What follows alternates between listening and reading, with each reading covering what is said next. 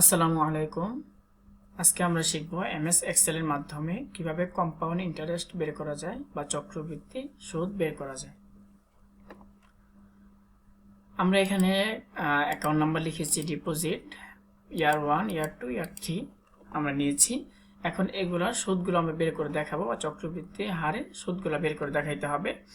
আমরা প্রথমে ইয়ার 1 বের করে দেখাবো। এর জন্য আমাকে ইকুয়াল দিতে হবে। এক্সেলের ফর্মুলা অনুযায়ী প্রথমে ইকুয়াল দিতে হয়।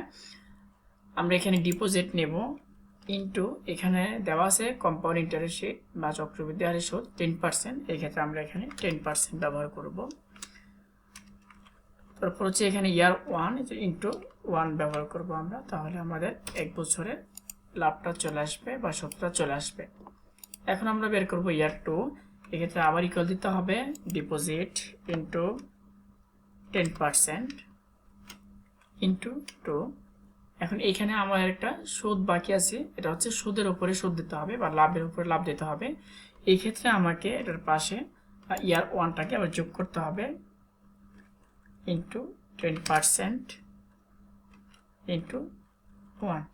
তাহলে আমার এখানে যে সুদটা ছিল সেই সুদ থেকেও আমাকে 10% সুদ দিতে হবে। এই জন্য আমরা যোগ দিয়ে D13 ইন্টু 10% ইন্টু 1। এখন আমরা এন্টার দিলে আমাদের রেজাল্টটা চলে আসবে। ড্র্যাগ করলে বাকি রেজাল্টগুলো চলে আসবে। এখন আমরা বের করব ইয়ার 3 ইকুয়াল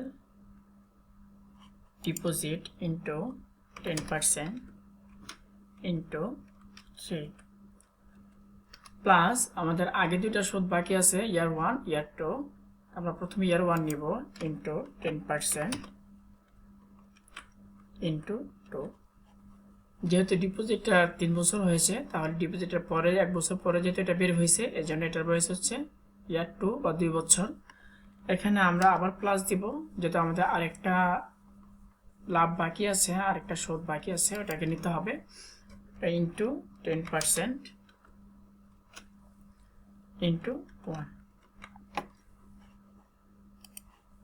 প্রথমে আমাদের ডিপোজিটটা 3 বছর হয়েছে, আমরা 3 বছরের ডিপোজিট বা সুদ বের করতেছি। 3 বছরের সুদ বের করতেছি ডিপোজিটের। তারপরে এখানে যে ইয়ার 1টা আছে, যেহেতু ডিপোজিটের 1 বছর পর এটা বের হয়েছে, এর জন্য এটার বয়স হবে 2। তারপরে এটা বের হয়েছে, এটার জন্য এটার বয়স হচ্ছে 1। তো হিসাব রাখার জন্য আমরা এবার মনে রাখতে পারি এটা হচ্ছে 3, এটা 2, এটা 1। আমরা সিরিয়ালে আসবো। তাহলে আমাদের এখন আমরা এন্টার ব্যবহার করি, আমাদের কম্পাউন্ড ইন্টারেস্ট বা চক্রবৃদ্ধি হারের সুদ আসল কমপ্লিট হয়ে যাবে।